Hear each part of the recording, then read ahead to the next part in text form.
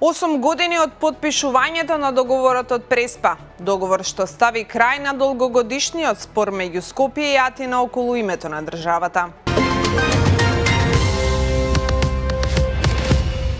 На 17 јуни 2018 година во грчкото село Навици на брегот на Преспанското езеро беше потпишан договорот од Преспа, со кој Република Македонија го промени уставното име во Република Северна Македонија.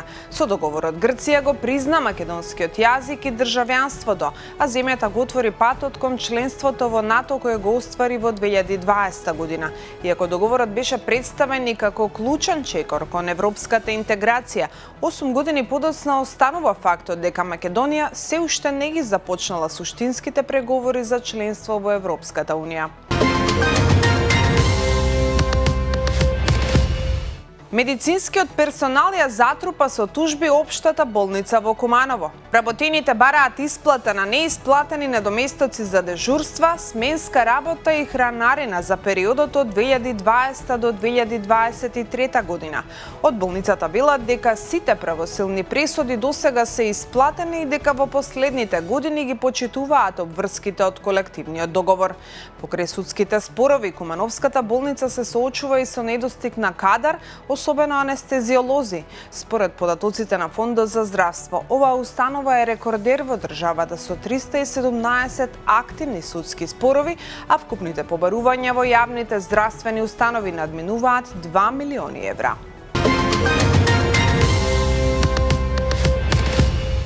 Расте револтот кај скопските таксисти. Можене протест ако институциите продолжат да молчат на нивните барања.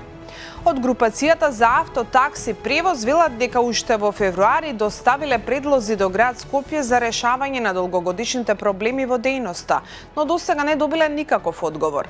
Реакција нема ниту од владата и покрај испратеното барање за средба. Таксистите предупредуваат дека најавените ограничувања за постарите возила може да остават без работа стотици превозници, додека од град Скопје велат дека се уште не е донесена конечна одлука и дека се разгледуваат мерки за унапредување на такси превозот и заштита на животната средина.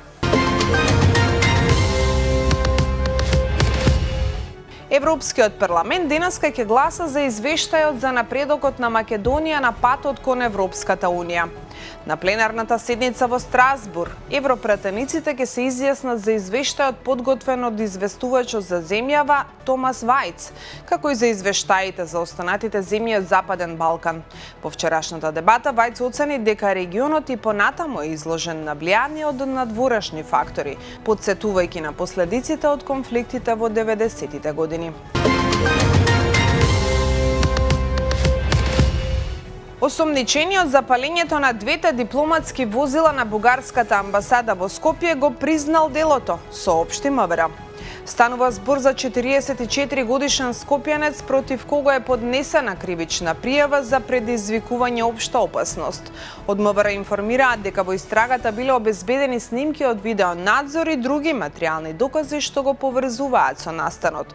Во меѓувреме, основното јавно обвинителство Скопје поведе постапка против осомничениот и предложи мерка притвор. Не можеш да докажеш од каде ти е имотот. Новиот закон за конфискација предвидува одземање на имот за кој сопственикот нема да може да докаже дека е стекнат од законски извори. Според предложените измени, постапка ќе може да се поведе доколку постои значителна несразмерност меѓу вредноста на имотот и официјалните приходи на лицето, при што прагот е утврден на над 100.000 евра. Финансиската полиција ќе има овластување да спроведува детални проверки на недвижности, возила, банкарски сметки, удели во компании и друг имот. Повеќе на оваа тема во текстот на Валентина Ангеловска. Без наводнување нема земјоделство. Експертите алармираат за последиците од сушата во Македонија.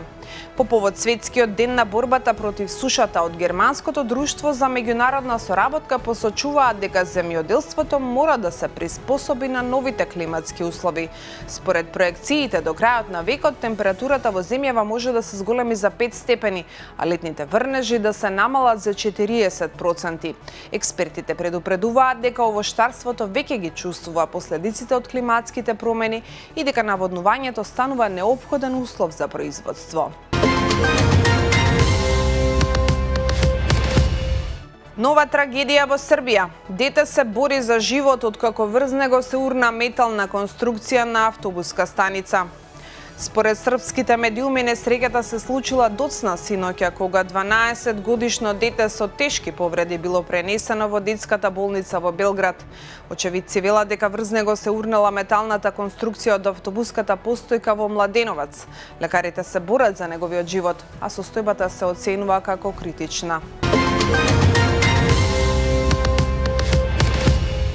Автобус речиси целосно изгоре во пожар во Хрватска, возачот се спасил за влакно. Во моментот на несреќата која се случила утрово во близина на хрватскиот град Бјеловар, во возилото се наоѓал само возачот, кој успел навреме да излезе и да се спаси. Според хрватската полиција нема повредени, а пожарникарите брзо интервенирале и го локализирале пожарот. Бугарските пратеници едногласно одлучија да ги замрзнат своите плати на сегашното ниво. Со усвоените измени на деловникот на Народното собрание, нивните примања ќе останат пресметани според просечната плата во јавниот сектор од март годинава, а се укинува и досегашниот механизам за автоматско зголемување на секој 3 месеци. Ќе го поддржиме и забрзаме овој нов украински моментум, изјавија лидерите на Г7 и најавија нови санкции против Русија.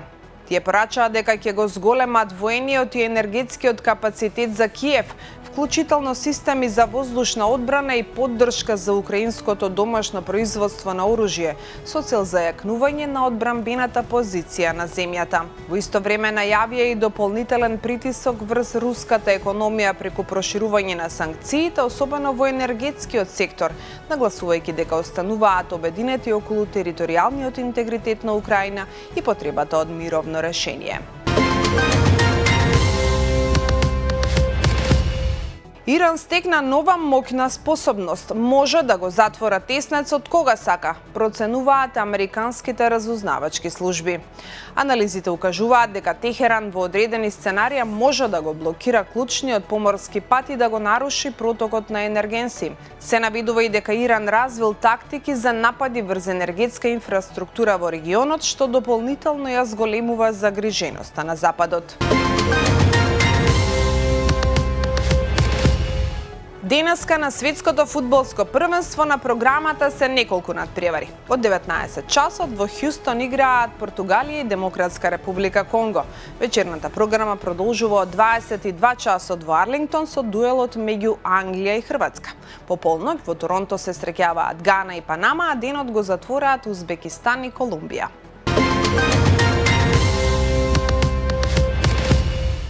За крај ќе завршиме со убави вести. Македонија го избра својот представник за детската Евровизија 2026.